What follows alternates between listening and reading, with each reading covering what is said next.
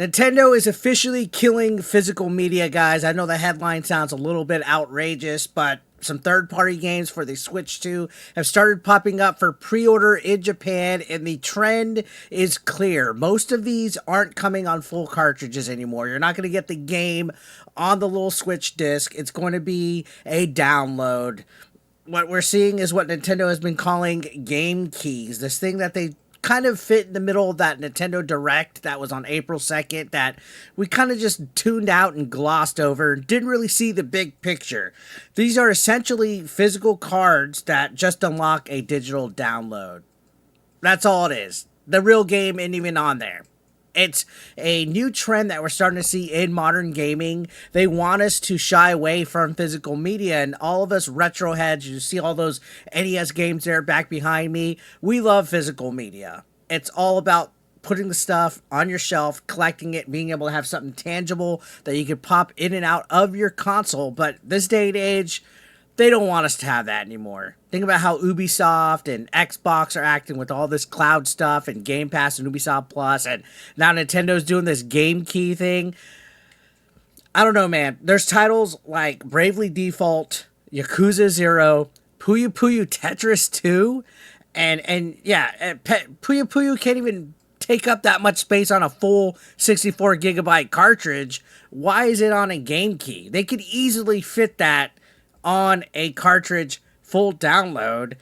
Cyberpunk 2077 is the one exception to the rule, guys. It's being released on a full cartridge. CD Projekt Red's put the whole game on there, and that's awesome. It's not too surprising, though, because CD Projekt Red does have a unique relationship with Nintendo. Remember when The Witcher 3 came out on a 32 gigabyte Switch cartridge? Pepperidge Farm remembers. Apparently, Sega can't get Puyo Puyo Tetris 2 to be on a cart. What's up with that? Something's not adding up here. But yeah, Nintendo helped foot the bill with CD Projekt Red putting Witcher on there. So it tells you right there, unless a third-party publisher is getting, I guess, a little financial love from Nintendo, chances are their games won't be fully physical anymore. We're going to be getting these game card things, which essentially means Nintendo is killing physical media off. So let's break down why this is happening. Cartridges for the Switch are not cheap. A 64 gigabyte Switch cartridge costs significantly more to manufacture than something like a Blu-ray disc. We're talking dollars per unit, not literal cents. So if you're a third-party company, why spend that extra money when you could just slap a download key in a box and call it a day, right? We already been seeing that. If you go to the Walmart section where the budget games are for the Switch games, you'll see games that have like a little white banner saying full game load, no cart inside. We've already been seeing it for quite some time. But now when Switch 2, we're getting game prices that are higher. We're getting $70 games, $80 games, and they want us to pay this price for something that's not even there. We're literally just getting something in the cloud, a code. In my opinion, a digital game should cost a little bit less, maybe a $10, $20 discount. Why not? It's a digital version of something that's not actually physically there. Give us gamers a little bit of a discount if you want us to start going that way. And again, this isn't even a new issue. Back in the N64 days, cartridges were overpriced. That's why a big reason why a lot of the games back in the day cost more, like Star Wars Shadows of the Empire. And it's also why a lot of third-party developers ditched the N64. We didn't even see like Square Enix with Final Fantasy or anything like that. So essentially, this is the same economic pressure resurfacing here, just in a new format. And when it has a handheld format, you can't exactly have a Blu-ray. You can't have a big N64 size cart. You got to have these cute little, almost like a micro SD card thing that are probably a pain in the butt to develop on and to fit your whole game. And then developers that have a game that's less than 64 gigabytes, let's say your game is only not even like 10 gigabytes. You're not going to want to pay for a 64 gigabyte cart that has all that extra space on it. You're essentially not utilizing the full cartridge. So I can see where developers might be like, hey, I don't want to have to pay more than I need to. So I'd rather just have it as a download. And like I said, there's that argument. It's handheld. It's a portable system. You just can't switch to a Blu-ray disc all of a sudden. Yeah, that's true, guys. You can't fit an optical disk drive into a handheld console. But again, that doesn't mean that we have to be okay with every single game that's coming out needing an internet connection and massive internal storage. All right. It's just not feasible to the average consumer, but it seems like we're starting to go that route. Oh, we need this overpriced micro express SD card. Oh, we need an internet connection. So then what? So then the same thing that happened to Ubisoft and the Crew could happen down the line, and they just delist and take the whole game off because we just paid for a license? So here's the issue. Why is this a big deal, Eric? Well, let's be real. This could be the final nail in the coffin for physical collectors when it comes to third-party games on Nintendo systems. For the most part, I haven't been buying third-party games on Nintendo systems anyway because they run better on Xbox, PlayStation, and PC.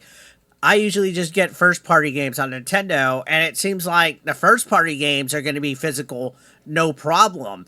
It's the issue of third-party developers not wanting to pay for these 64 gigabyte carts for games that aren't 64 gigabytes. Games like Puyo Puyo, which are substantially smaller. They don't want to waste money buying a cartridge that has all this extra space. So we're doing this game key stuff, which it's a little bit of a concern, guys. Is it a big deal right now? No, but we're starting to see the start of it. The start of the digital age coming and killing physical media.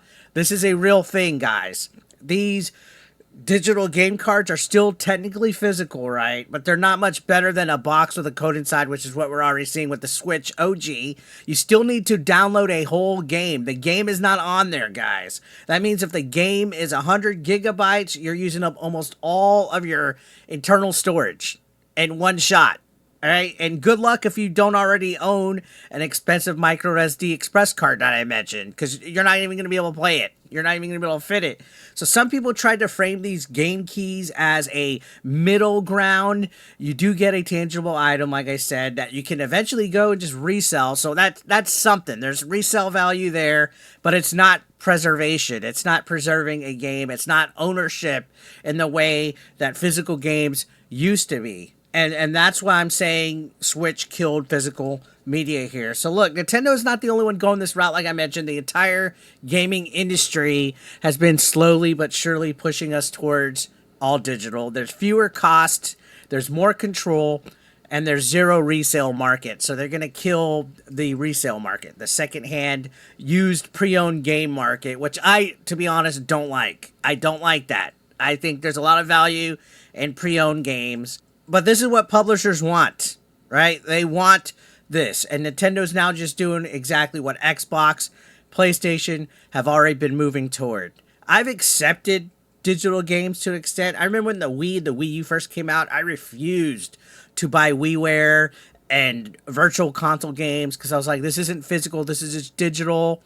One day they could just take it away from me. I've slowly but surely accepted that sometimes there is convenience behind it, but I don't want the whole situation with physical media to be this much of a mess. It's already starting to sound too much like a mess, all right? It raises concerns. What happens when the servers go offline? What happens to your ownership? What happens to game preservation? And the worst part, some of these game keys that are being released again, like I said, makes no sense. Puyo Puyo Tetris 2 was an example that I noticed and I saw other people mention, like RGT85.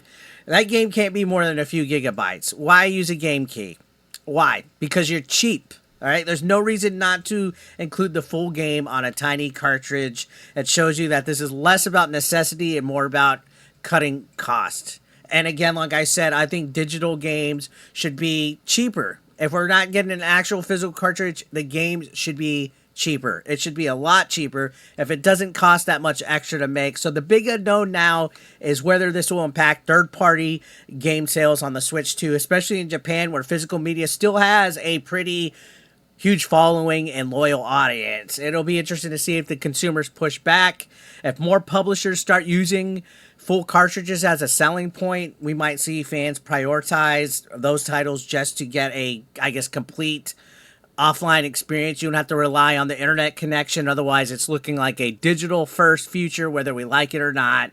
And at the end of the day, I'm not completely anti-digital. Like I said, I like convenience, but if developers are already abusing the game key model, which we're clearly seeing before the Switch 2 even drops, you can bet that this is going to get worse before it gets better. It's actually making me not want to pre-order those third-party games. I'd rather just get these third-party games like Cyberpunk and all that, even though that's full on the cart. But all these other games are on other hardware that it runs better and you can buy them cheaper. Why am I going to pay more for a game key that I could just get some of these games elsewhere and have a cheaper, better experience, right? So let me know what you think. Are you still planning to support third party on Switch 2?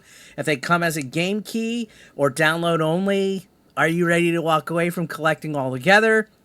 Drop your thoughts in the comments. Thanks again to everyone for watching. As always, subscribe if you're brand new. I'll see you on the next one. Peace out.